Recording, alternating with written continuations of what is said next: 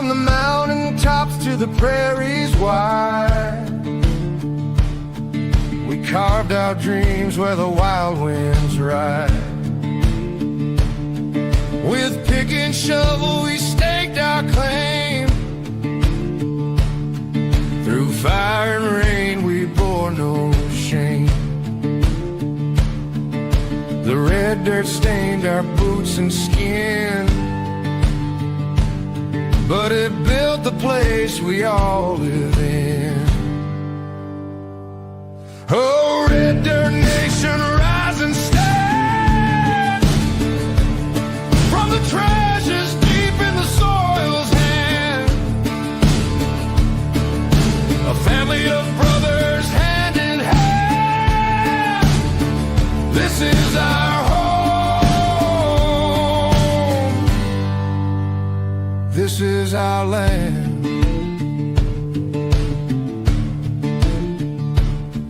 The river sang as we toiled away. Their whispers kept the fears at bay. Fields of gold from the seeds we sowed, a testament to the lives we owed. Though the wind may howl, the earth may quake, but roots run deep with every stake. The blood, the sweat, the laughter too. This red dirt binds me and you. Oh, red dirt nation, rise and stand. From the treasures deep in the soil's hand, a family of brothers hand in hand. This is our home. This is our land.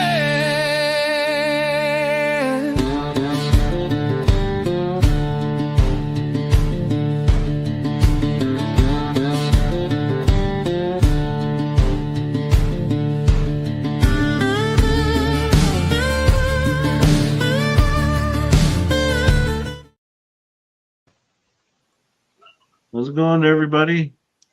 Hey, everyone. Oh, there we go. Well, short bus rider made it. Hey. sorry. Just Welcome, everybody. I'm 403 or 403 Prospector. Yeah, that's who I am. Is that you? Prospector 406 Minor, Carl Madley, Reg. I don't know where our names are. What is happening to StreamYard? Like, none of our names are on here. Yeah. Because weird. the comment is highlighted. so what I've figured out, I just went to my channel and I am streaming 2 lives right now. One is vertical and one is horizontal. So if you guys are in the vertical chat, I've got to look at 2 different screens. So all of And I would say, yeah, we have 72 viewers right now. 72 people. Holy cow. Got 72 people in. Well, 69 I'm now, assuming but yeah, the we've majority got of those are watching in the vertical. So welcome. Yeah. All right, it may be a pain in the butt, but we like the new technology. But we like the yeah. So anyways, that being said, we're happy that everybody's here. We've got a wicked live tonight. We've got a special guest interview. We've got Sid Wood from RiverDance Gold Mining. He's backstage. We're going to talk to him about, everything that got him into gold mining. He's a veteran, so we're going to pay our dues to the vets. He's got a new internet series coming out as well. So we are going to invite him up and welcome him to Red Dirt Nation. Hey, How's everybody. it going, Sid? Hello, hello, Good. welcome. Thanks for having me on. Hey, no problem. I don't know what's going on here. Oh, you don't want to see that. Yeah, let's get the right guy here. Yes. There we go. That's All what I right. want to see. You don't want to see me. Anyways, how's it going, Sid? Thanks for joining us. Appreciate it. Yeah, glad to be here. Right on. So, first question: can you start by sharing how you first got involved in gold mining and what drew you into the industry? Yeah, so I, like a lot of people, I grew up gold mining. My grandfather, my family, both sides of my family came to Alaska in the early 50s. My grandpa on my dad's side was a territorial policeman before Alaska was a state. He got into mining. My dad got into mining. The whole family, by the time I was about 10 years old, we were full into mining. That's what we did for a living. And we did that for a lot of years back up in the Talkeetna Mountains behind Eureka for folks who are aware of what Alaska, the different drainages in Alaska is on the Oshetna drainage and the Black River, Bush Creek and Gold Creek, also Willow Creek, which is like a huge mining area, real close to the hub of Alaska. But I grew up as a kid at a gold mine, fishing and picking berries and running around getting into trouble. And at the end of the day, my grandfather and my dad built massive mineral jig plants with onboard water recycling. And at the end of the day, when they'd shut down and clean out, my brother and sister and I would go climb up in there and pick flakes and gold pieces out of the jigs. And, that's what got me hooked, really, is actually finding gold. That's really cool. So is that the origin story of RiverDance gold mining? No, my family got out of gold mining after, financial hardships and stuff. We switched over to soil remediation for a little while when the Exxon Valdez spill happened, and there was a lot of venture capital. So we started washing dirt, and then we got into cleaning up rifle and pistol ranges for the military using mineral jigs. And during that time, I grew up and joined the military and moved away from Alaska for a little while. And when I was, I'm just about 50, and a few years ago during COVID, actually, my wife and I bought a camper, and I wanted to do something while we were out camping. I wanted to go prospecting. It's just tons of places here in Alaska to go. And so I started looking around at what was available for equipment, and I was floored that nobody still today has built a real portable mineral jig, which my dad, sluice boxes are the most abundant tool out there, and for good reason. They work very, very well. Oh, yeah. My dad, he was absolutely against sluice boxes. It was mineral jigs or nothing. And so I was looking for that just to see if there was. And I decided to make one since I couldn't find one. And it worked so well that I showed a couple people, and they're like, yeah, you should probably, look into selling these. So that's over the last few years, that's where we're at. Oh, wait. And you can see some of those jigs behind you then. You got your little workshop just moving. Yeah, so I build everything by hand. What you can't see in front of me is a dartboard with a bunch of pieces of templates, metal templates up there that I use. I cut everything out, shape it. This is a screen tray that I hand built everything, and I'm about to ship out a machine to a guy in Arizona. So anyway, yeah, it's my hobby and my passion.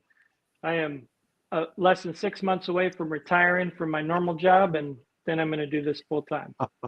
Oh, awesome. Okay. That's so now you're cool. living the dream. Holy, you're a lucky guy. I'm jealous. So, obviously you're using those jigs, I'm assuming, to catch gold, but will they catch sapphires and other heavy minerals that people might look for? Yeah, absolutely. That's one of the cool things about mineral jigs. If it can be separated by specific gravity, you can use a mineral jig to get it. Any type of precious metal, precious gems.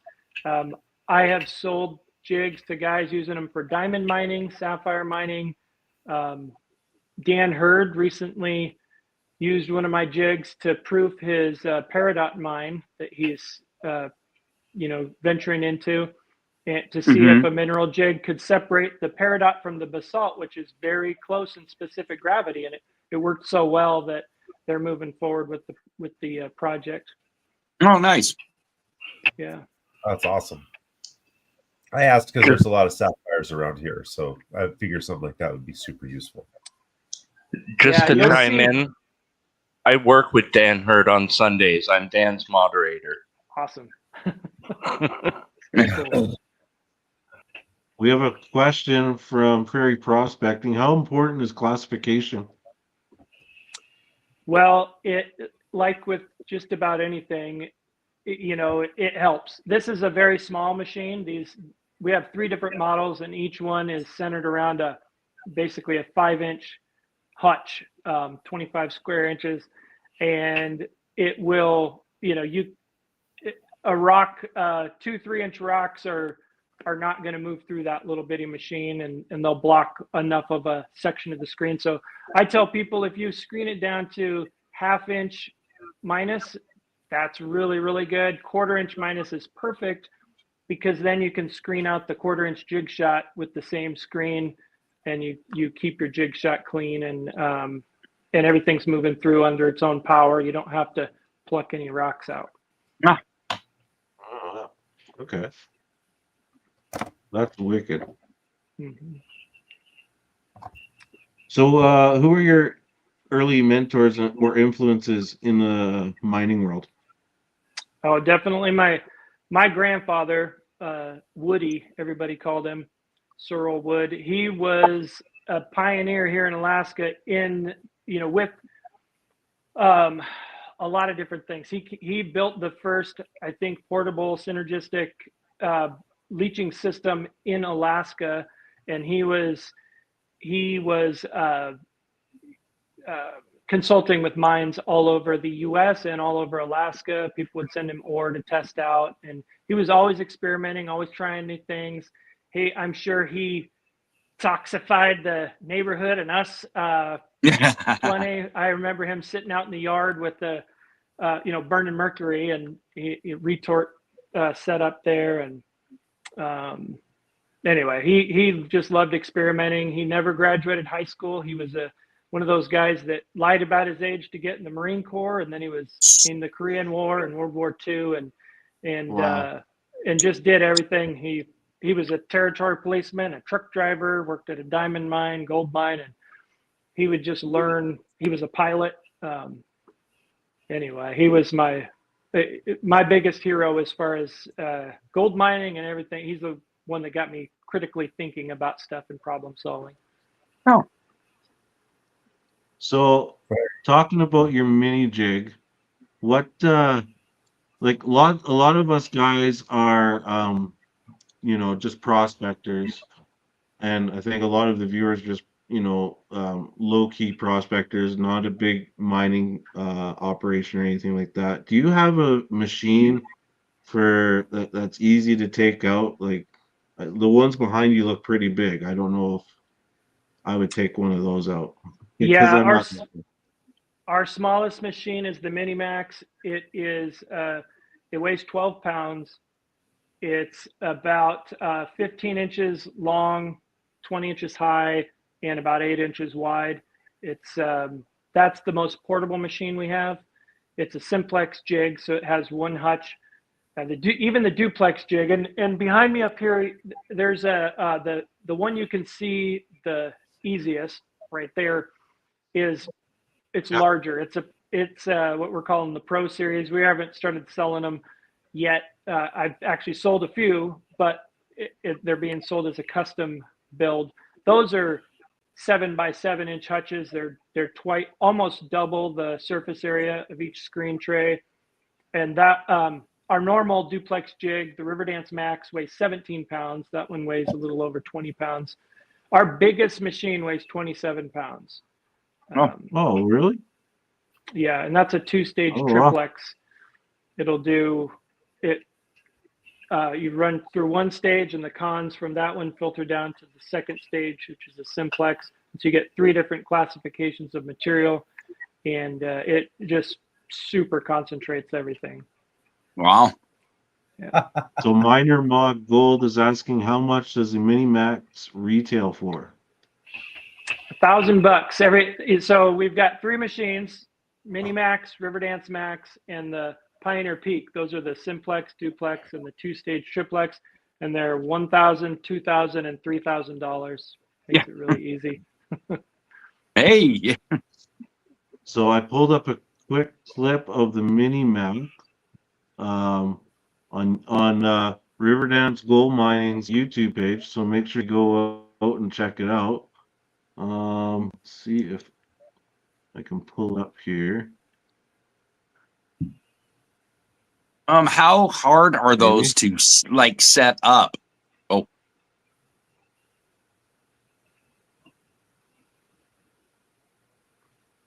It was there.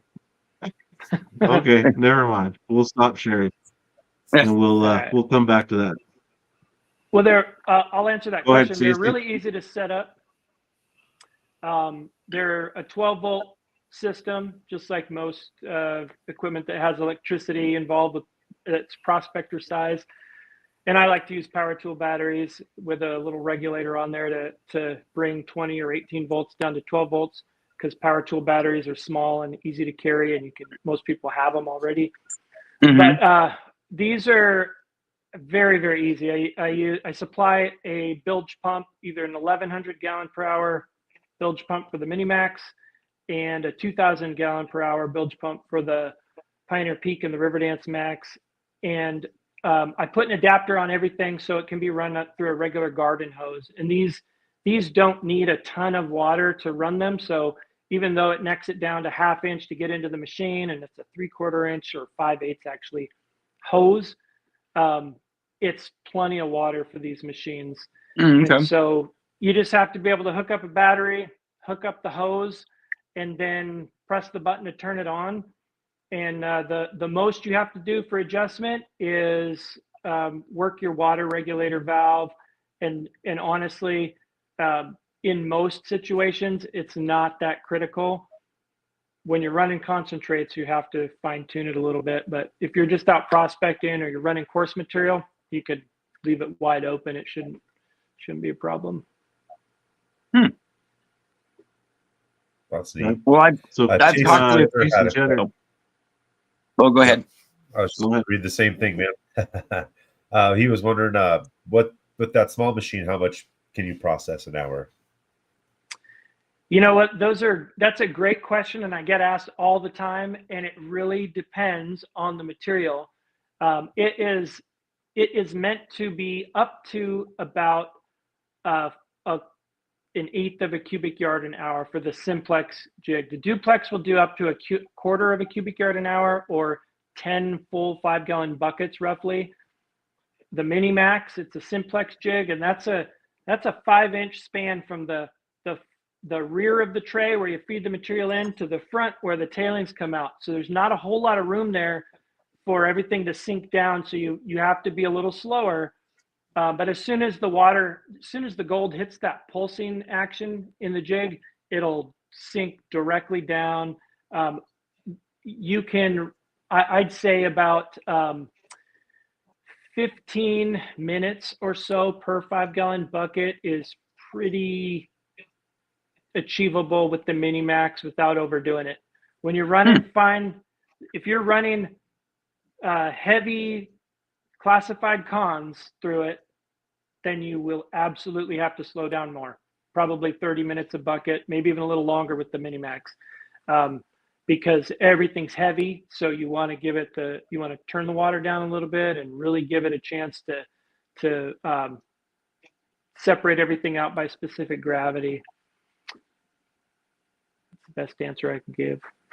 Okay.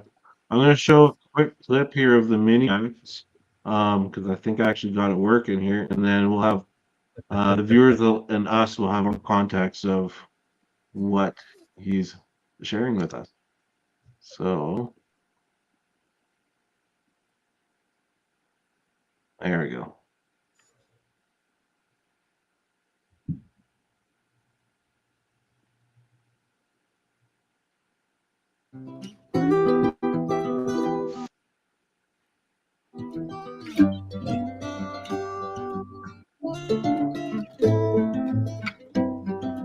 That's where your garden hose goes in. Garden hose goes in right there, right? Under the logo. Yep.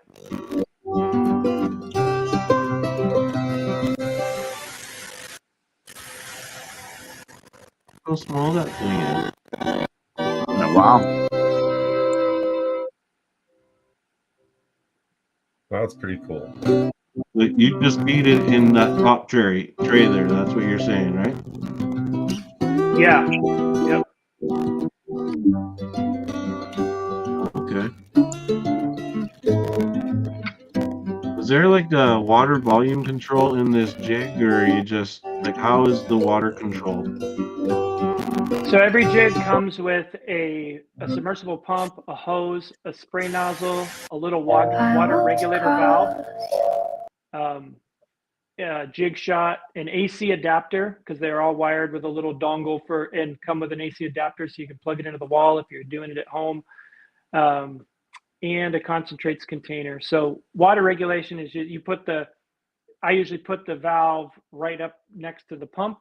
And depending on where I am, if I'm at home or I'm doing it in a recirculating tub, I'll put it right on the pump and then run the hose to the jig. But if you're out, you probably don't want to put it right at the pump if your pump's out in the creek. Anyway, it's just a small valve, regular water valve that comes with it. Yeah. Okay. That's man, I could use one of those in my Yeah, life. that's pretty ingenious. With the jigs, I've heard that they're you know, they run the best the more the level that you can get them. Yes, definitely you want to level it out, but eyeball level is fine. You do not have to. In fact, when I'm out there, I've never once brought an actual bubble level with me. I do use one when I set up demos, but pretty good is close enough. Oh, really? Okay. You don't want it to tip forward, obviously, because again, it's a short distance from the rear to the front. Side to side is not such a big deal, but you definitely don't want it tipping forward. But honestly, the throw on these things is only about an inch. It's a 1/2 inch cam, and so the throw is 1 inch, and it's you're not going to throw stuff out of there. Really, what you're going to do is if you've got too much water pressure, that's really what's going to get you, or you're feeding it too fast. As long as it's pretty level, you are good. Yeah. Oh, okay. Nice. How long did it take you to come up with the prototype for this? Well, about 1.5 years total. I built the first one. I actually had it in my mind that I was going to build something that anybody could just go get the parts at Home Depot or Lowe's or their local hardware store, and I would build it. And if it worked, I'd put the plans out online and maybe make a couple videos on how to build this thing.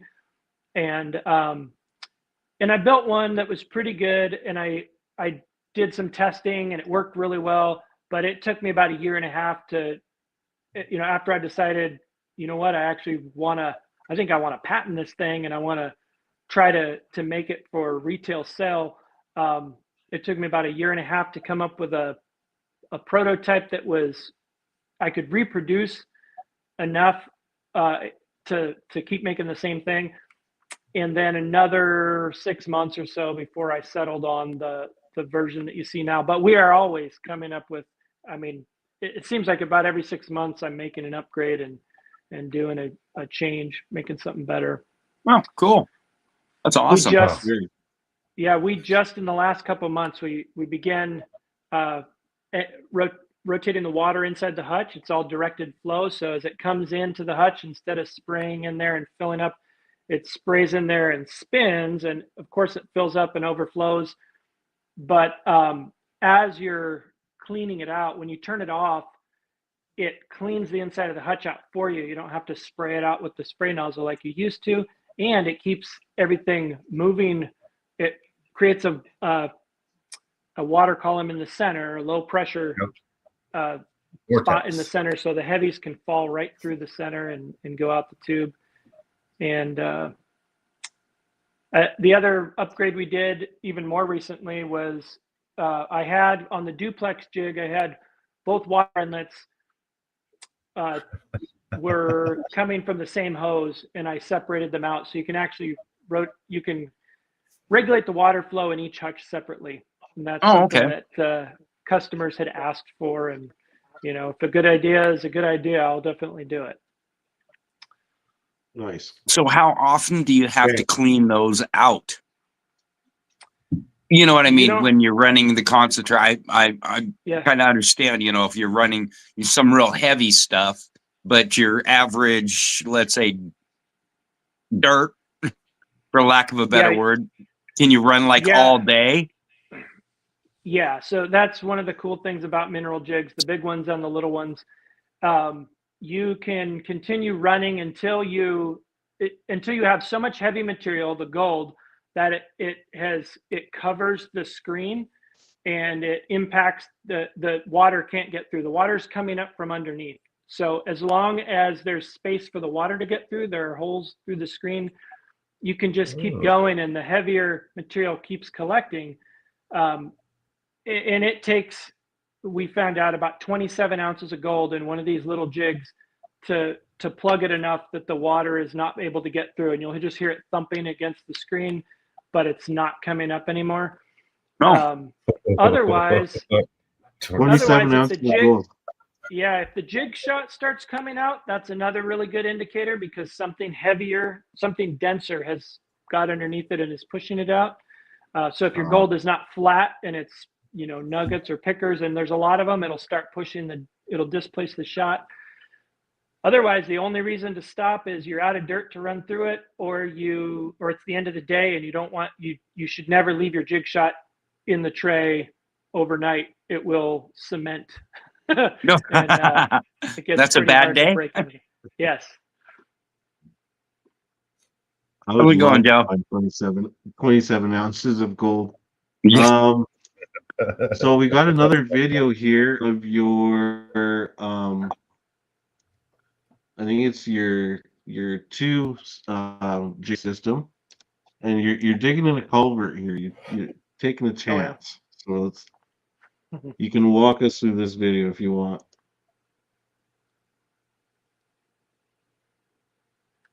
If it plays.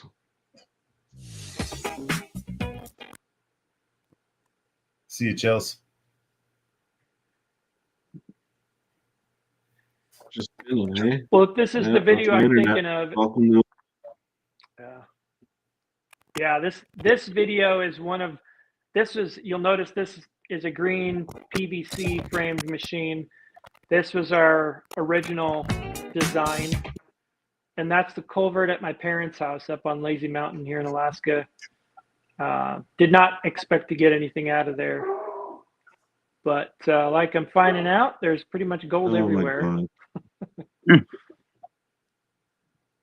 Anyways, I don't think I can share because I'll just freeze everybody up. Anyways, that's your double thing, right? What was that?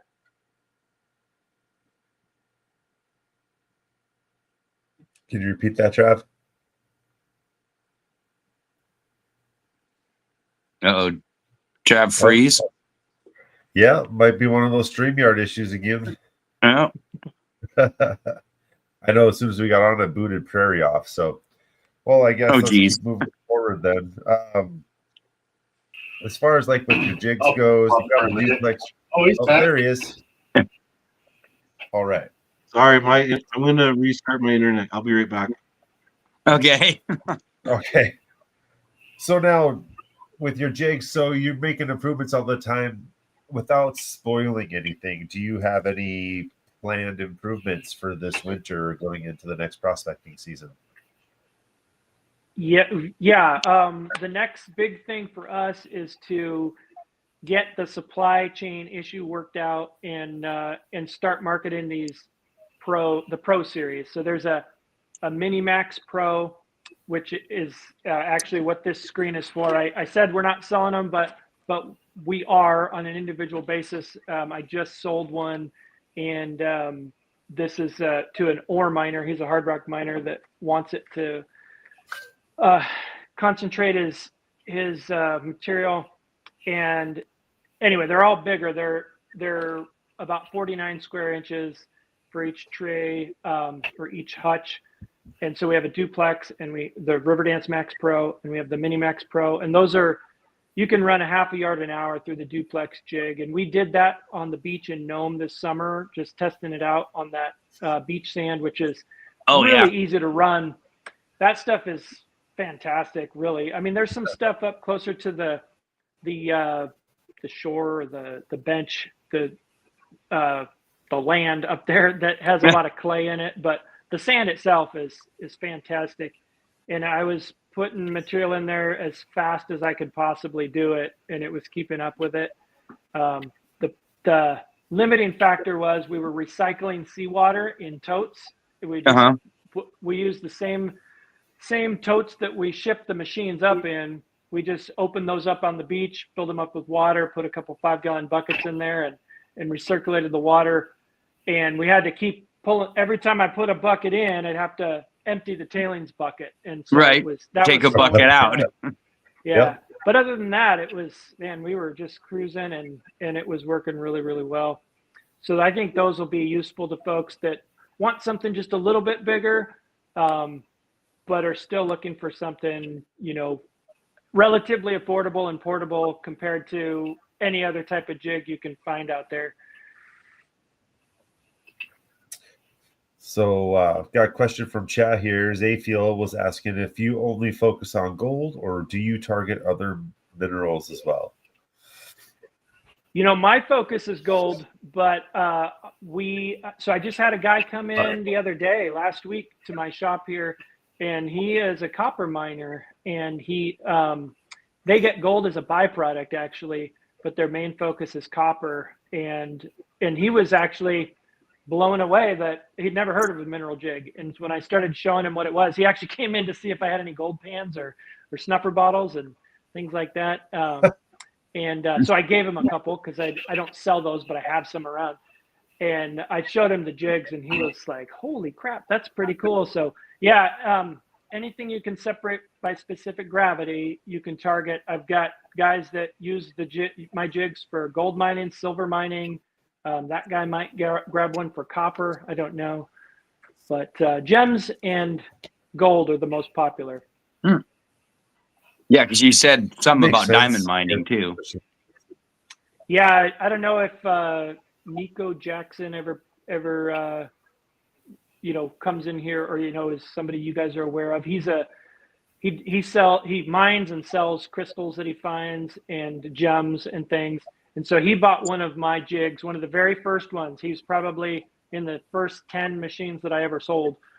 He bought one for diamond mining, and he's had that thing for over 3 years now. And I just sent him a brand new RiverDance Max because he wanted to get into gold mining. And so he's shifted into gold mining, and he's put out some videos with that, with his old green machine, using it for diamonds and using it for gold, and then now with the new the RiverDance Max. So. Wow.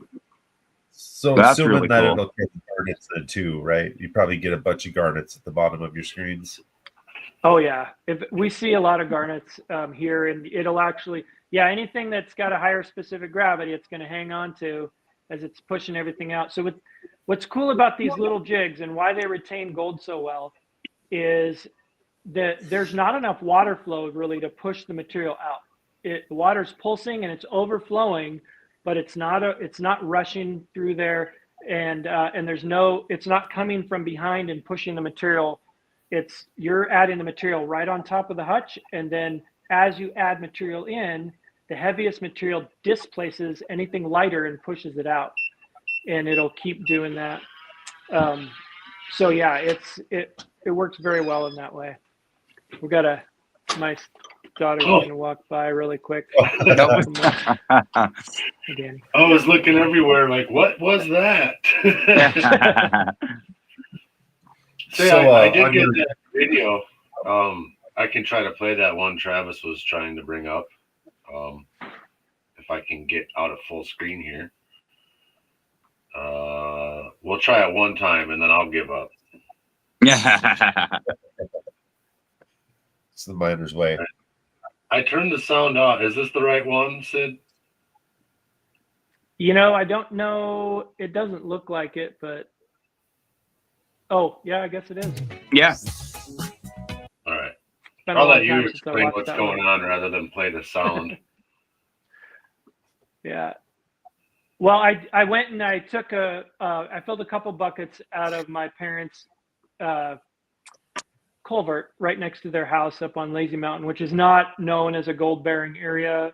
Of course, just about every stream and river in Alaska seems to have some gold in it.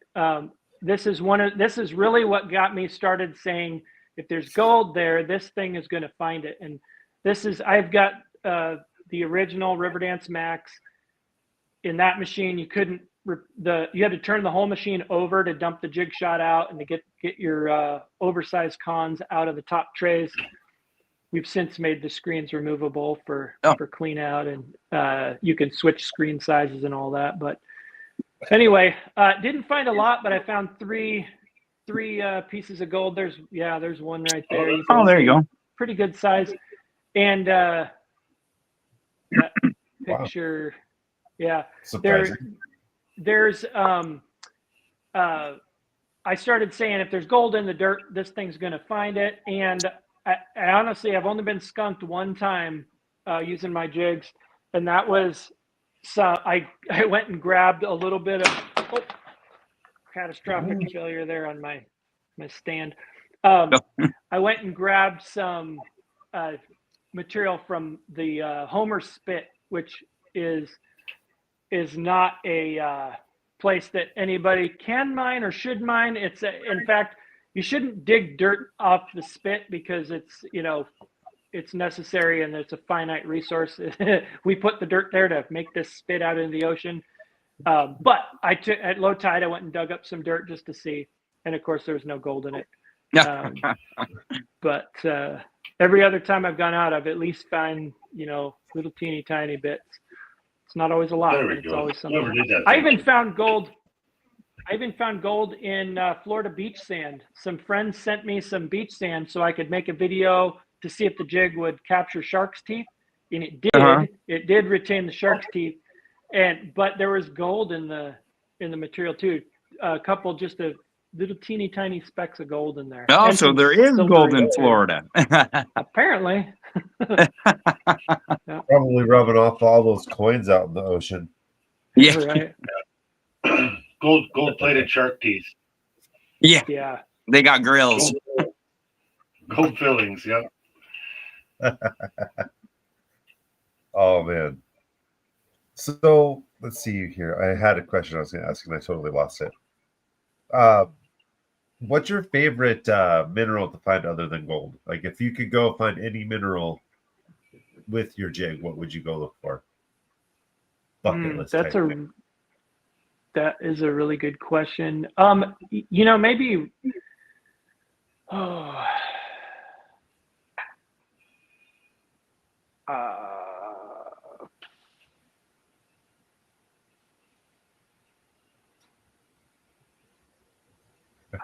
Too many to choose from. Yeah, no, I'm trying to think. I mean, I love finding. I absolutely love finding, gems in but as silly as it is, my favorite thing to find is cubic pyrite. It's just the coolest thing. It seems like it's not real, and and when you get material that has a lot of that in there, it's like, it's hard to separate out, and two, it's just really neat looking. So I always, when I get some, my youngest daughter and I like to pick that out and collect it. But maybe, like, I don't know, rubies are really cool because they glow. Anything you can see under a black light. I did see that on your teaser video where the guy was in North Carolina using the black light. Yeah, South Carolina. Yeah. South Carolina, yeah. We found some rubies when we were down there prospecting, and it's pretty neat. But then It's another. You're going through all your rocks with that black light before you dump the classifier out. That's one thing I haven't found yet is rubies. Yeah, That'd be cool. we might know where we could find some like cubic pyrite. We know a spot. Yeah, cool. Yeah, I have people sending me material all the time, and sometimes it's got some just really cool stuff in there, big old garnets or a lot of pyrite and things like that. So pretty neat. Awesome. Yeah. Okay, free if you could, material is cool. your bucket list, where would you go in the world to gold prospect? Your bucket list, if you could go anywhere in the world. New Zealand. That's Exactly. the top That's 5 right. answer. Yeah. Yeah. Australia, New Zealand. Australia, New Zealand's mine. Yeah. Do you have any Who would- superstitions or rituals you do before you do a big run or clean out? Oh, no, I don't. Maybe I should start one. You don't do the super dance or any of that, huh? Nope. I do this, I have a routine that I do, but it has nothing to do with rituals or anything like that. I'm not nope. Pretty boring in that regard, I guess. What's the long-term vision for RiverDance gold mining? Oh man, you know what? We're still too new to get my head really wrapped around that, but it has been such an amazing experience so far. I mean, folks just the folks I've met so far, and some pretty big name people have been either interested or gave me a call just because, like Mike Pung, the guy that, the Gold Cube guy, called me one time just to say, hey, I heard about your jigs, tell me about it and stuff. And that was pretty amazing. And, I'd like to, I just want to be able to travel, go places, go to gold shows and go to the prospector get-togethers and go to visit the different gold clubs around the country and see what other people are doing. And I just within the last year and a half heard of for the first time those dry washers. I've never in a million years would have thought people were using a dry, doing that to get gold. Using air and blowing air. Yeah. I mean, absolutely, it works. How cool is that? Yep. Well, just if you to be ever able to find your way travel more. driving through Montana, I'm the president of the Gold Club here in Missoula. Yep. All right. Free to come anytime you want. There's also sapphire mines and all sorts of stuff to go do here. We can point you in the right direction. I just took Travis and Carl on a expedition across Montana for those said experiences, actually. Yeah. Very cool. Montana sapphires right there. Yeah. I think your jig would be a little bit easier to run than the little stuff you have to do by hand here. Could you imagine setting that up there when everybody's using the thing at the table and we just bust out one of his jigs? That would be wicked. That'd be like, get out of our way. Just dumping bags in it. I would like to at some point, get to that level where I can have the jigs either, that folks can lend them out, have them at gold clubs or at destinations. The people go do the gold mining experience and either lease them out or have them to give out to folks that are doing that. That would be pretty cool in my mind. I actually, there's a place here in Alaska called Crow Creek Mine. A lot of people go. You have to pay to get in, but it's a historic mining area. It's really, really neat, and you can always find gold there. But while I went there for the first time, and two other people that had my jigs came, and one of the guys said, hey, I know that other guy's here like every week. He's always running one of your jigs. Anyway, that was just super cool. Oh, that'd be cool. That would be sweet. You could send one to the Flower Gold Wizard. He's got 85,000 subscribers that would love to see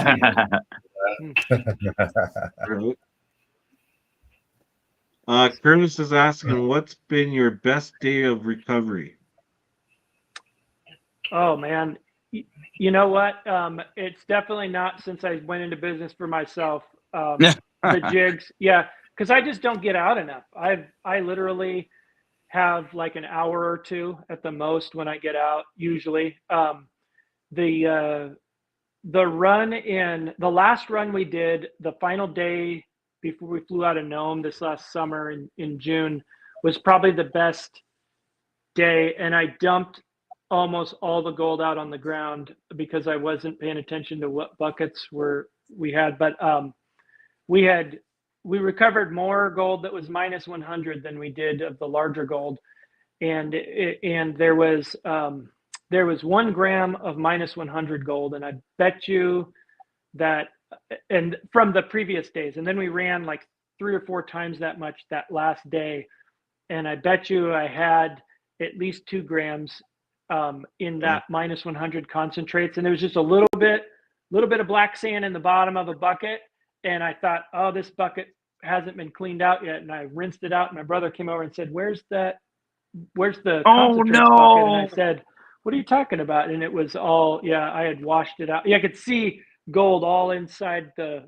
bucket. Oh no! Apparently, so that Double it probably back would have up. been my best day, but yeah, I haven't had any massive, super great days. So I wish I could say I had. I will. You will. You will. Yep. What's the biggest nugget you found?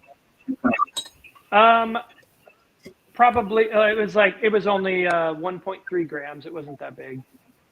Only. Only, yeah. Yeah. What else? Do you got anything cool for show and tell back there? Sure. Let's see here. This is all. Let's see. Well, actually, the coolest thing I have in here is right here, and you can't tell what it is because it's not up. But it's a little shaker table. Some guys in Idaho. I think is in Idaho. Charlie Barrett. He's the Path of the Bee on YouTube, and he is a high school shop teacher, I guess. And he and some high school students made these bump shaker tables, and that's pretty cool. But let's see. Well,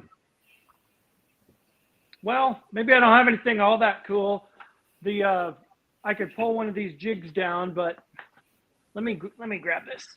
It's not up on the shelf, but this is the Minimax Pro. This is the larger of our Minimaxes, and I'll show you the other one just for size comparison real quick.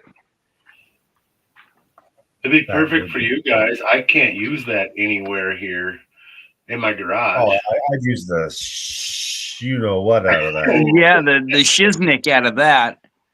All right, so check out the size difference between, this is our normal Minimax. This is mine. It's pretty dirty because I use it all the time.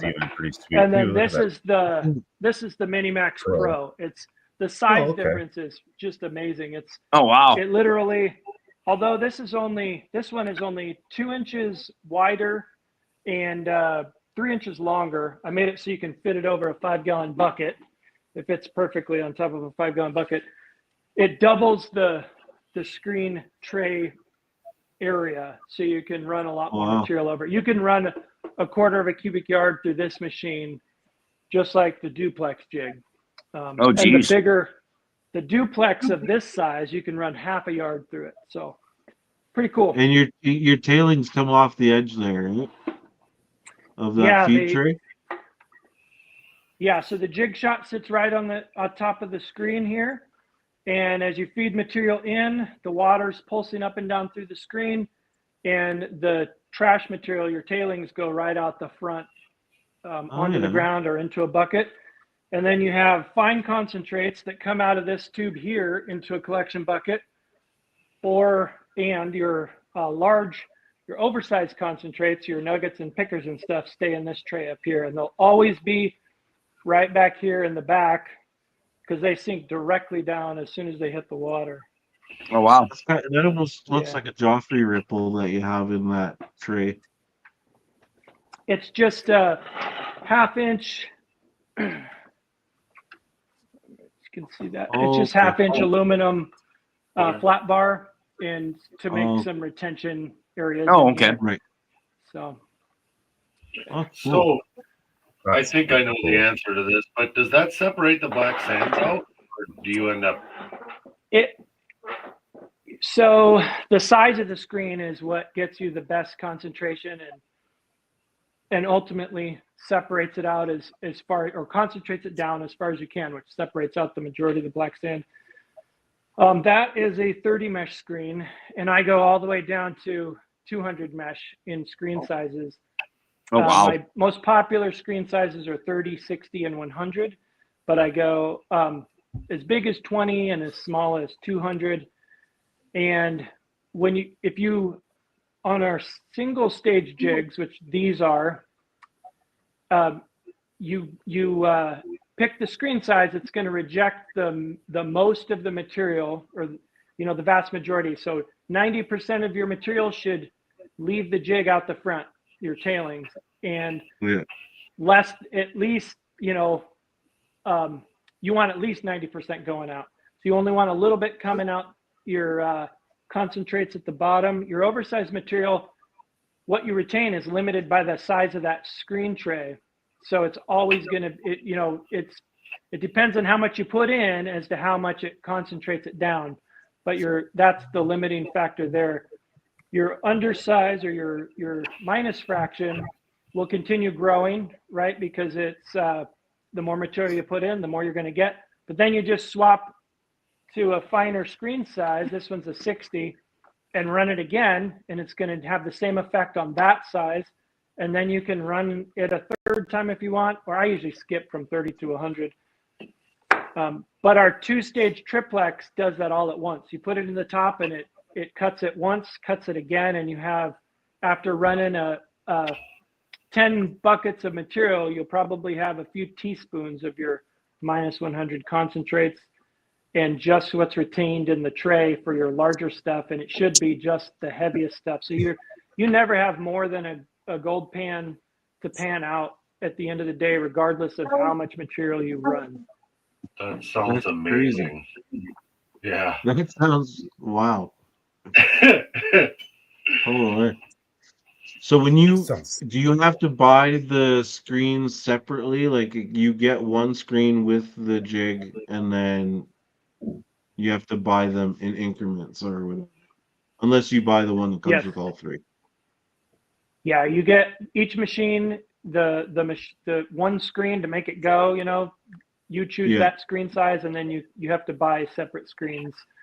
Okay, those are additional. Yeah. that's wicked. Wow. So those use steel shot. Not. I was thinking they were using lead for some reason. No, what I use is carbon steel. It's this. There's a jar of it here, but it's 1/4-inch steel shot. It's slingshot ammo. As long as you keep it clean, you don't leave it in the jig overnight. Don't leave it in a bucket of water because they will rust.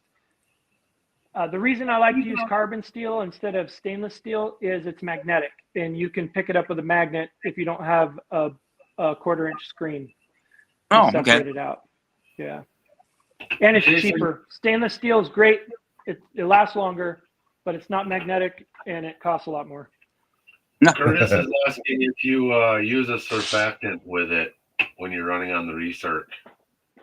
Yeah, if I'm recycling the water, then I'll put some jet dry in there. Yeah, I mean, why not? It's a good idea. It'll not only will it keep break the surface tension of the water, but it also helps the sediment or the dirt to settle out of the water and keeps your water cleaner. It can anyway. Some dirt just sucks. Do you notice that it makes it quieter too? Does the jet dry make it quieter? No. when I'm running the sluice in my garage and I've got it running off back down into the tub, as soon as you put the jet dry in, it drops. It's the change is very noticeable. You can hear it on camera for sure. Yeah, if the only noise was from the pump, I would agree with that. But the motor on these, some of them the motor stays pretty quiet, but they have metal gears in them, and they can get kind of loud.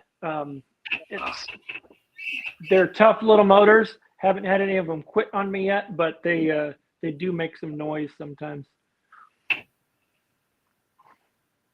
And you said you're running on a like a cordless DeWalt battery with the adapter. How long does like the 20-volt battery run? Yeah, so first of all, you want at least a 4-volt or 4 amp hour battery. I've had a couple people try to use like 2.5 amp hour batteries, and they start running into issues. The machine will run for probably, I don't know, maybe 4 to 6 hours on a 4 or 5 amp hour battery. Wow. The pump won't run nearly that long, maybe a couple hours. Even the little, I've got 2,000 gallon per hour C-flow pump, and they're up on the counter there, little 1,100 gallon per hour bilge pumps, and it really doesn't seem to, those suckers draw 8 or 10 amps. They have a much higher power draw. The machine itself, all the machines have the same little 12-volt motor, and they're all 3 amp 35-watt motors. They're very, very low power draw, so you can run the machine. I always say put the machine on its own battery and put the pump on a separate battery, because you're going to have to switch out the pump battery more often, and you can just keep running the machine on the same battery. But if you put them on the same battery, you might run into problems where you can't figure out what the problem is. Your water pressure is it a machine problem or a pump problem? It seems to simplify things by just separating them out. So the pump's the power hog then. Absolutely. Yeah. So do your machines only run with DeWalt batteries, or can they be rigged to run other batteries? They're 12 volt. It's a 12-volt system. You have to ask if you want you have to order that special, and usually I sell those when I do in-person sales in like doing demos and things like that, or special order, like if there's some sort of event. But normally I just tell people what they can do and point them where, like Amazon, you can get one of those adapters for Craftsman, Milwaukee, DeWalt, Rigid, Cobalt, Makita. all of the above, Ryobi. It's I've ordered and used those for all battery types that I have and anybody in my family has. But I don't usually sell those. If you get it from me, it's more expensive because I got to get it and then. Right. Yeah. The shipping from from the States to I just was wondering if there was a way to like make it so you could use all types of batteries versus just a DeWalt. Yeah. I've looked into that. I could put the voltage regulator on there, but I'd have to keep an inventory of the different size. I'd have to. I don't know if I want to do that or not. I think it's probably just easier to just. Yeah. But I mean, even if you have the links for other people to go find it themselves, Yeah. I do have something kind of cool. So I don't know. This is really simple. Somebody asked me about this, so I did it for the state fair this year, and I've had a few people ask for them since then. But it's just an ammo box with those voltage regulators in there. And I made some up with, so there's one for the pump and one for the machine. And you just put your battery clamps, your alligator clips on this side or on this side, whether it's for the pump or the machine, and keeps it nice and dry. You don't have to worry about your stuff getting, and actually the water isn't the problem. It's the sand and grit and crap that gets into everything. But these little battery boxes are kind of cool. Yeah, let's see. Yeah. That is cool. Hey, Jim, how's it going? Well, that's pretty neat. Oh, excuse me. I So you've got a new YouTube series coming out called RiverDance Gold Hunter. You want to tell us about that? Absolutely. I was waiting for this. This is my favorite thing to talk about. So yeah, my buddy Colby and my brother Larry, they're my partners, and we all went to kindergarten together. And Colby is a professional filmmaker. And this was his brainchild. We have this problem trying to market this equipment that not only when we started, folks had no idea what it was, didn't know how it worked, and so it's new, and so we not only had to get it in front of people, but we had to educate them. We had to dispel, help them feel good about it, and help them want to buy it and feel good about buying it, that it's going to work. So his idea was, well, let's make a show about it and get this out in front of people. So we kind of modeled it after the big reality shows like Gold Rush and Bering Sea Gold and things like that. But of course, we didn't have a big production company and a whole bunch of money to throw at this thing. So his idea was to create a shot list and get a group of the right people, give them machines, send them out there in the wild using them, and then they collect the footage and they get it back to us and we create a show out of it. And so it has been so much fun making this happen. We auditioned a whole bunch of people. We put out some advertisements, and people were sending us audition tapes from all over the world and asking to be part of the show. And so we set up interviews. We weeded through them and spent some time interviewing folks, and we came up with 6 people or groups. There's a couple teams out there that we would send machines to. And we got a guy in Australia. We have a gal up here in Alaska. We have Southern California, Northern California, South Carolina, and New Hampshire. And they're just a wide variety of personality types and gold mining experience, all the way from brand new to been doing it all their lives. And a couple of them have been on reality shows before. And they spent the summer out using these machines. And the first episodes is just about finished, and we're going to put that out around Thanksgiving, and it's going to be a lot of fun. We thought originally 6 episodes, and I think we're going to end up with more than that because we just have so much footage. Oh, cool. That's wicked. Yeah, so we have all 3 machines are out there, and it's real. It's not unscripted. It's them figuring out how to use the machine. They have never used one of these machines before. And they have the same resources as anybody else, the instructions I give them, and then YouTube videos and videos on other social media that I put out there. Right on. And they run into the same problems anybody else would, trying to figure it out for the first time. And so yeah, and go ahead. I'm sorry. I was just going to say, I've seen the end result, and I'm just excited. I was going to say, do you ever have any of the watching their raw footage and just cringe and go, oh my God, what are you doing? Oh yeah. Even in the first video. So the first episode is mostly them getting the machines, unboxing it, trying to figure out what the heck what it is, how it goes. And then it goes to the first couple of them setting it up and trying it for the first time. And there's definitely some cringeworthy moments, and it'll get worse. During this, I was their lifeline. If they just couldn't figure something out, they would call me. And it is hard to get somebody who has been using a sluice box their whole life and is good at it and knows their crap. They're not new, but they've never used a jig before. I'm trying to get them to understand how they need to change what they're doing to make it work for the jig.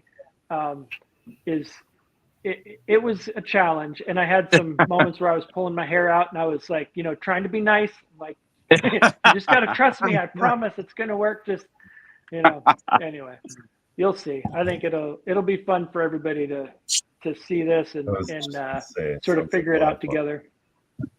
That's really awesome. Cool. So it's airing on YouTube around Thanksgiving. Do we have a specific day and time yet, or is that still being ironed out? Nope, it's still being ironed out. I actually owe Colby a couple. I'm doing commentary on the videos, and my brother and I are doing a little bit of off the cuff commentary and an intro, and we have to film that really quick. But I think right around Thanksgiving is our target date, and once we know, we'll publish it and let folks know. Oh, cool. But, yeah. I clicked your notification bell today, so I am ready for that. So. All right. Well, there was a question And that's from good. Jeffrey Button. He wanted to know who was on your team in New Hampshire. It is a fellow by the name of Chad Roy and his wife Christina, and they mine on the Ammonoosuc River. He calls it the Wild Ammonoosuc River. They have some property right on the river, and there's a property right next door to them that is actually a campground for mining. But they dredge there. They have got a couple 4-inch dredges that they run in that river during the summer, and pretty cool stuff. They have a lot of gold there. It's really neat. Oh, cool. That's cool. Yeah. Very fun. Sounds like a fun time. Oh, yeah. Well, So are you gonna are you gonna be doing this one season, or are you gonna do it multiple seasons, or not sure yet? We're going to keep it going as long as if it works out the way we think it will. And honestly, it already has. We're getting so much interest just from, I still get often people asking me if they can be part of the show, and we closed down auditions in April. So Really? yeah. I didn't even know about this. This is crazy. Yeah, and me either. Yeah, I just found out about it because I was like, Red Dirt Nation will put in a casting video Yeah. next year, hopefully. Disregard that chat. I copied a bad link. I'm trying to share your channel. That'd be And, cool to take around driving between New Mexico and Montana. That would be sweet. How well does it work with like heavy clay soil? Well, you have to either break it down. Are you talking about really dry material that has clay, or are you talking about actual clay balls, clumps of clay and stuff? Like tater with clay material in it. Where you gotta kind of break it up. So what I do, usually, it's like anything else that like a sluice box. It's not going to break the clay apart if it's formed into clay. You'd need a wash plant to do that, trommel or something. What I do is I just stick it in a bucket and stir it up either with a paint stirrer on a drill, or I add water to it and stir it up with my scoop. But if it's just dry material and it's got a lot of silt and clay in it, then it'll feed through just fine. You got to go slow with clay balls and stuff. But we ran into that, like I mentioned earlier, a little bit in Nome, and some places here, even in the valley where I live, there's some places with a lot of clay. And I just, break it up with your fingers, or like I said, pre-mix it up before you put it in. Feeding it in a slurry is, it's kind of hard to beat that for a feed type material for any type of equipment. It just will always feed better if it's in a slurry. But yeah, because up at our club claim, there's a ton of clay. It's a real bear up on the hill. Yeah, a lot of guys are like pre-soaking. Mm-hmm. So could you do a like they have for the Gold Cube, where they have the trommel attachment or the high banker attachment? Could you make a pre-wash, I guess? Yeah, you absolutely could. And our I've been toying with this idea for a while, and I'm going to do it as soon as I get time. Yes, you can absolutely marry it to a trommel or some sort of high banker type attachment. What you have to avoid doing is just overwhelming it with water, which both of those can do. But you can control the feed coming out of that in a couple different ways. What I'd really like to be able to do, though, is use it with a dredge. And I absolutely can't do that without overwhelming it with water unless you use something like a hydrocyclone to cut the water out and then just drop the solids in there. That's how we recycled the water on the larger jigs that my family ran, and it works phenomenally well. We'd use a trommel to pre-wash all the material and break up the clay and all that stuff, and then it would get pumped up into a hydrocyclone tower to drop the solids onto the jigs and pull the water out. And every stage there'd be cyclones to do that. But I'd like to do that with one of my little jigs and a small cyclone coming off a small dredge. I think that would be pretty fun to. Oh yeah, that'd be awesome. You should maybe talk to Mike Klein because he's got some industrial cyclones up in Alaska. So he's definitely a smart man when it comes to that stuff. I could just imagine your two brains together would make something crazy cool. So yeah. I just wonder if we actually have like. Go ahead, Trav. Sorry. No, go ahead. I was just wondering if you could dredge into like a smaller dewatering screw, and then where it screwed, which normally would be your yuck material, it would feed from there. Then. Yeah, you could do it you could do it like that too. Yeah. Of course, that's a lot of stuff to carry to the beach. Yeah, absolutely. Back to your show that's coming up. Go ahead. Do you have a favorite cast member that joined, or? Oh, so I don't want to give too much away, but I'll just give no, I don't have a favorite, but there are a couple that are going to get a lot of comments, and it's I love watching them because you just never know what they're going to do. So just a little background: the folks in New Hampshire, they are very smart. They're scientists. They've been involved with high-level government projects for food security and things like that. They're really bright people, and so when they're doing what they're doing, they talk about it, and it's a real learning experience to see how they mine and what they're doing. Christian, a guy down in he's a little further up north in Northern California. He is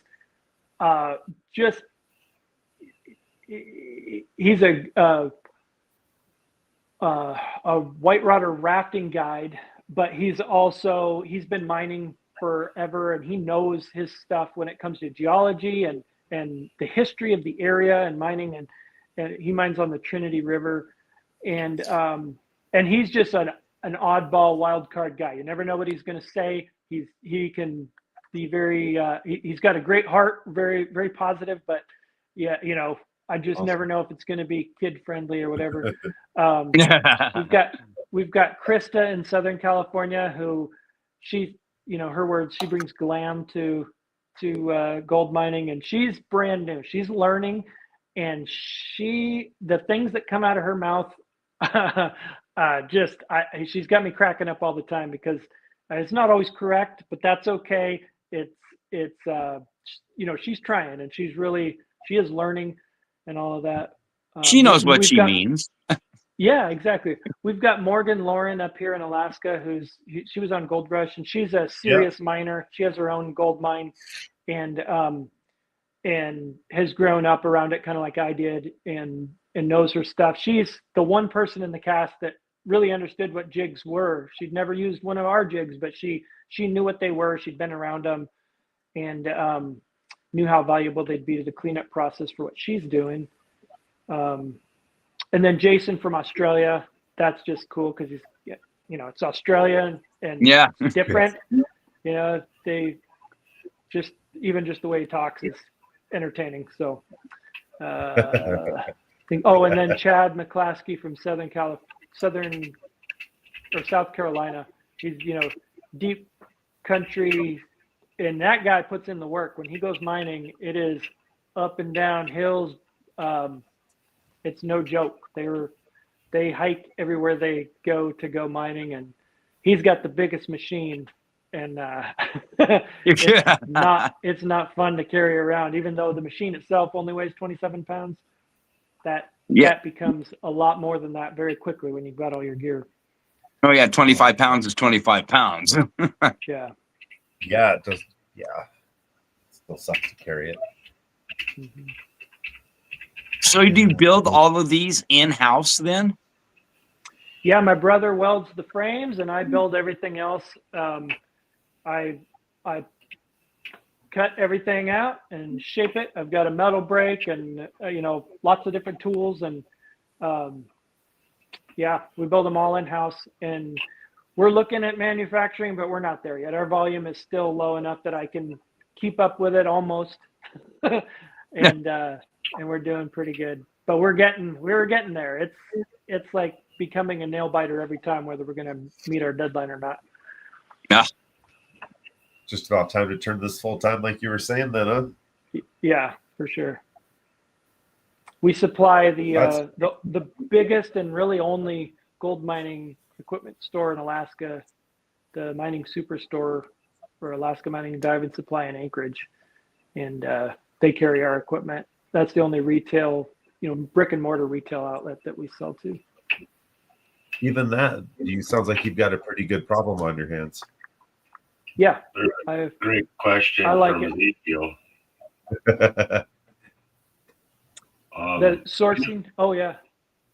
Yeah, we know from other interviews it's hard to get anything in Alaska. So what do you have the most difficulty with? You know what? Honestly, it changes because I do have to get almost everything from out of state. And so there's a really good reason that most things aren't manufactured in Alaska, because it has to be shipped here first, and then I put it all together and then ship it out.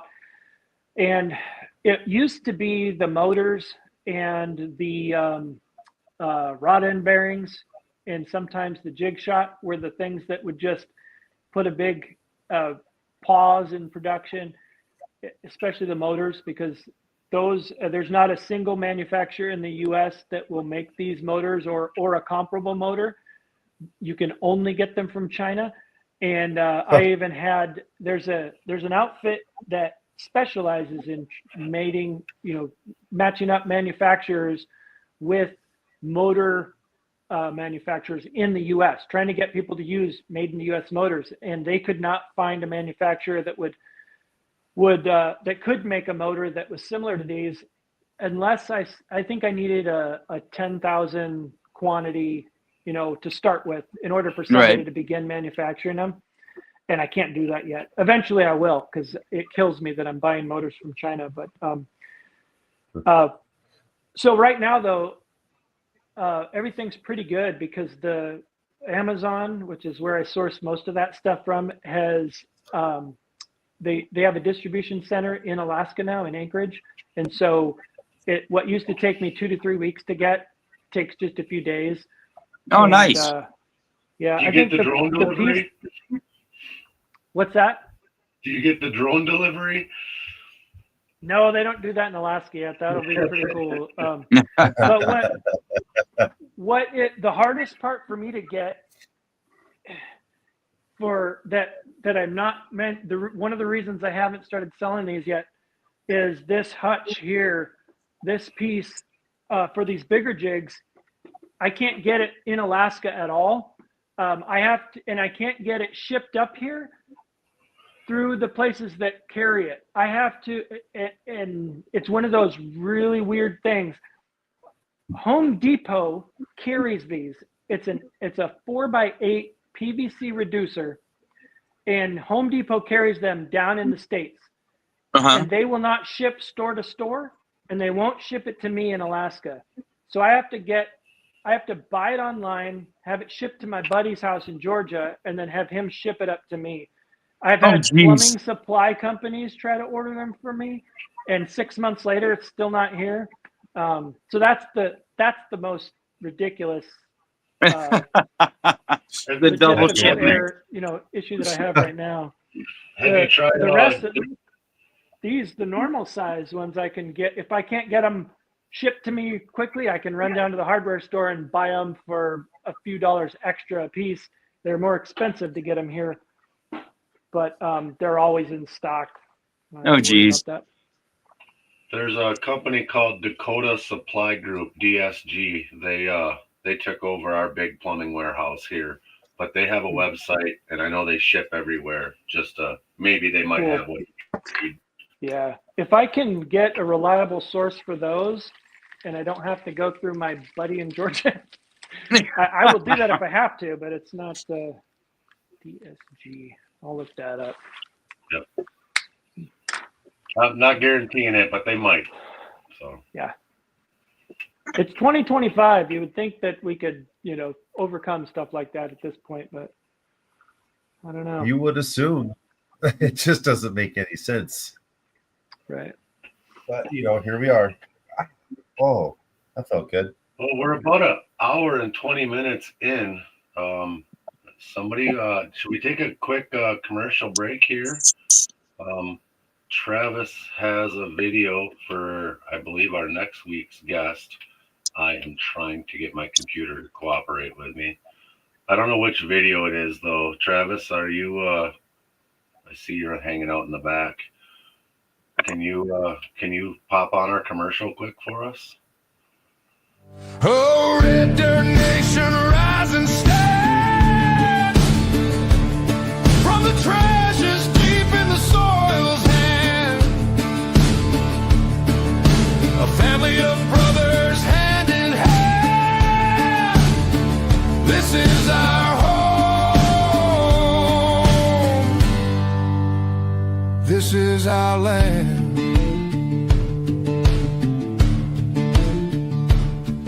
The river sang as we toiled away. Their whispers kept the fears at bay. Fields of gold from the seeds we sowed.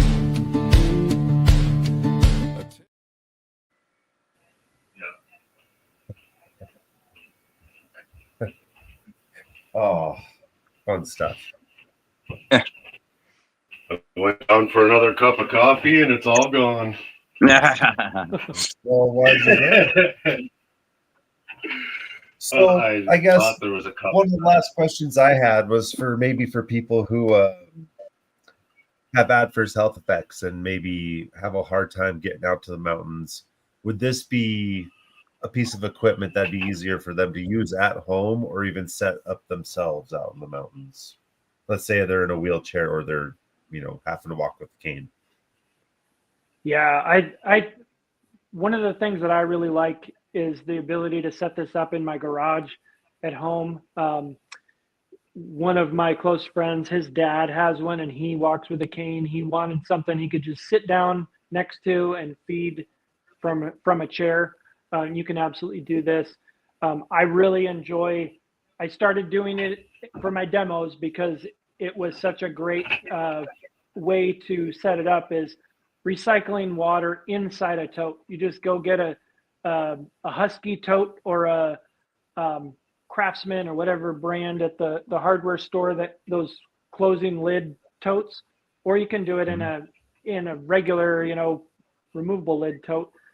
The Mini Max sits on a 2-gallon bucket perfectly, and the RiverDance Max sits on a 5-gallon bucket perfectly. So you just set it on top of the bucket for your concentrates, put a 5-gallon bucket in front of whichever machine it is for the tailings. Everything's overflowing into the same sump, and you just drop your pump in there and you can just run it all day like that. Doesn't take that much water, easy to clean out, easy to operate. It doesn't make a mess in your garage. You can plug it into the wall so you don't have to run batteries. Super easy. Awesome. Perfect. It'd be a good way to get my old man doing it.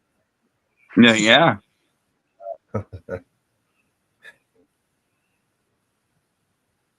There's probably a reason why there are not gold mines in Wisconsin or Michigan.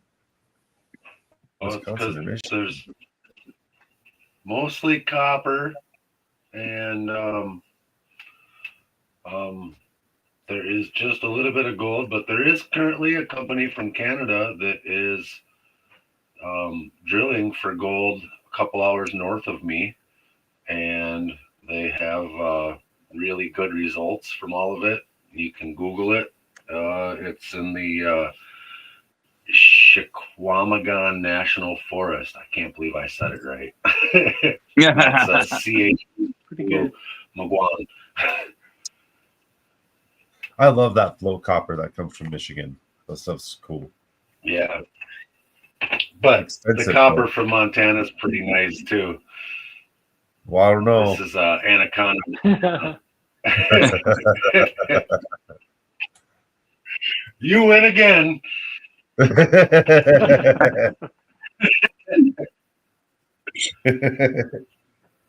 No, that dude, you found that next to a fire. You got lucky. I don't know how you guys. Not that one. That was out of the gift shop or the antique shop. Travis is asking if you do any work with veterans and gold prospecting. You know, I would love to. We do offer a military discount on our equipment and stuff, but yeah, absolutely. I know there are, here in Alaska at least, there are organizations that do fishing charters for veterans and first responders. I would love to do the same thing. I just bought a claim down on the beach in Kenai this summer. And so hopefully once we get established there, and I would like to start bringing people down to do day trips and just and mine down there, because that is actually one of those beaches where the water does come all the way up, and it, even if it doesn't come all the way to the bank where you were mining, it closes you off on both ends. You can't get out once the tide comes in. No. So you've the but I'd love to captive do that audience. for folks.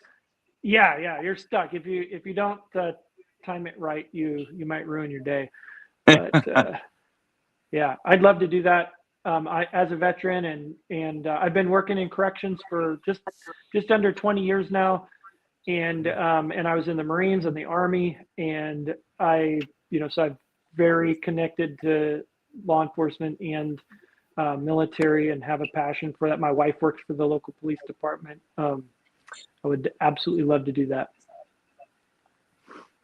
So, yeah, love to chat with you about that actually sometime. Yeah, because we got one of our good friends, Lord Shadow, he's got a bunch of claims, and he's got it set up for everybody from like wheelchair to backpack in. Yeah. So awesome. He does exactly what you're saying. He does the day trips and sets them up next to a pile of dirt and lets them do their thing. Yeah, cool. Oh. Well,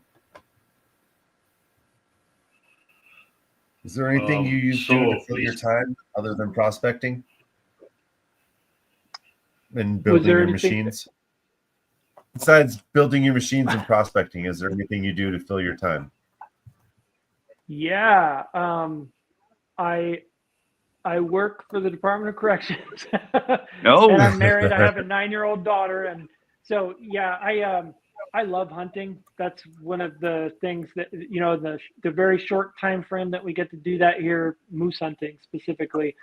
That's one of the things I love most to do in life, and so it's only once a year, but when it comes around, I definitely do that. Yeah, I try to get out as much as I can, but mostly I'm stuck here building machines or doing my day job. So doing your new day job, huh? Yeah. Or hopefully your new day job. Right. Yeah. So how long does it take from, like, let's say start to, if you have all the parts, how long does it take from start to finish to build one? Yeah, so it takes about, It's a minimum, an absolute minimum of 3 days per machine. Now I can build multiple machines at the same time. I've built as many as 10 at a time.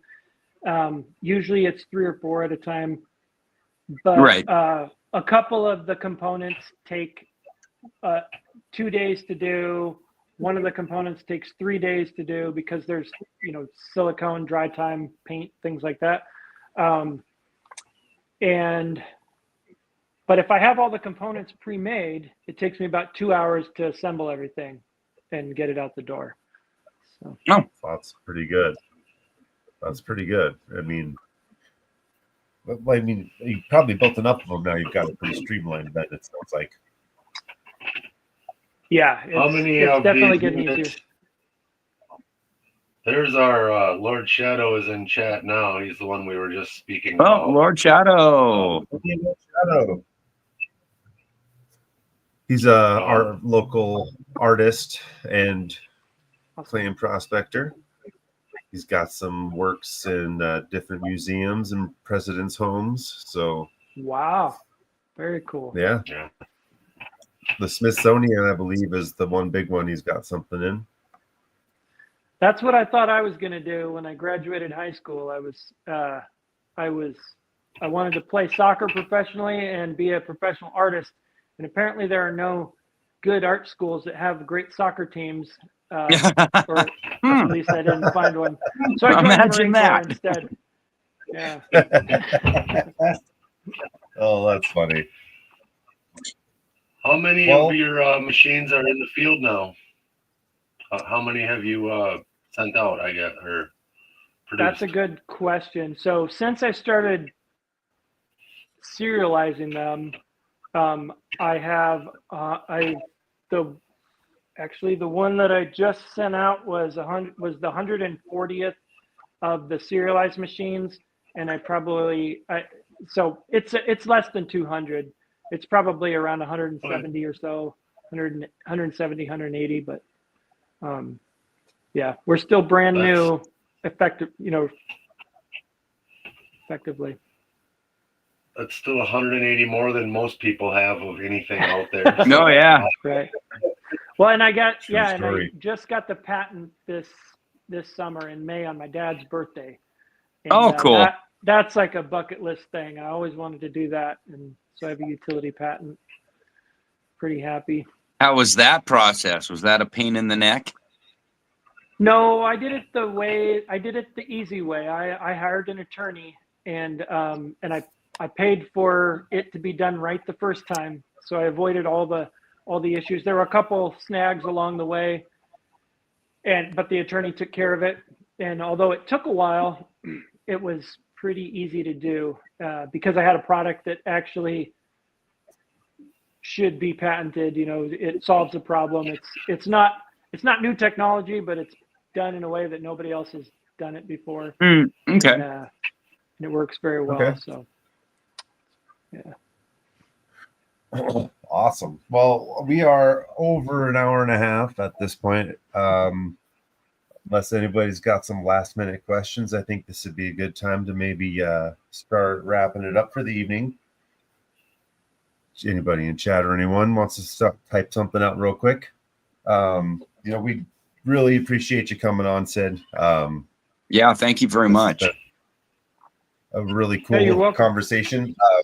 I really love duplex jigs. I've always wanted one or to build one. And so seeing somebody doing it and being genuinely pretty successful at it is pretty awesome to see. So I really appreciate you coming on. Yeah. Thanks. And so yeah, I was just going to say, our YouTube handle is at RiverDance Gold Mining, and RiverDance Gold Hunter is the reality YouTube show that will be coming out soon. So please go subscribe to our channel. Check that out after. Yeah. We've been sharing that, and we will share it again. And if you want to hang out after we play the exit video, we'd love to chat with you a little more in the after party here. So yeah, sure. Sometimes we forget to say that, and our guests leave during the exit video. So thank you, everybody, for joining us tonight. Thank you again to everybody for yesterday. We did a 5-hour live benefit auction. I still have a little bit of jet lag going from that. Yeah. And we raised a lot of money for a great cause. And thank you all, everyone that donated, everybody that bought things. It means a lot to the two people or the two families, however you want to look at it, that we're helping out. So just another reason why our gold community is absolutely amazing. So it's great to be a part of it. And yes, the links. I think Reg just shared the link again. If not, we will get it. It's if you scroll in the chat too, it's in there.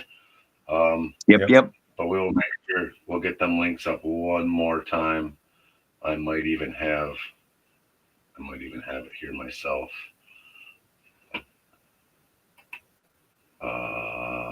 Right there. All right. So this. Oh yeah, Reg is on it. Somebody's doing it. So Reg just shared. Reg's always on it. Everybody's channel. Yeah. One of them is Super Moss got it. Yep. Oh, gotta get somebody all right. taken care of, modded up on the channel. She 3PO, you have a wrench now, so you can check out the people in chat's channel. Sorry about that. Also, thank all you guys for bearing with us with these updates. Apparently, with YouTube doing the vertical shorts, they've created a whole separate live for those. And so you're in actually, like if you're watching on my channel, there's 2 different chats for us to follow, where normally we follow the chats from 4 and 5 channels. Now we've got 8 and 10 chats to follow if we're not watching the one on the screen. So it's going to take us a minute. I'm glad this didn't happen yesterday, because it would have drove us insane.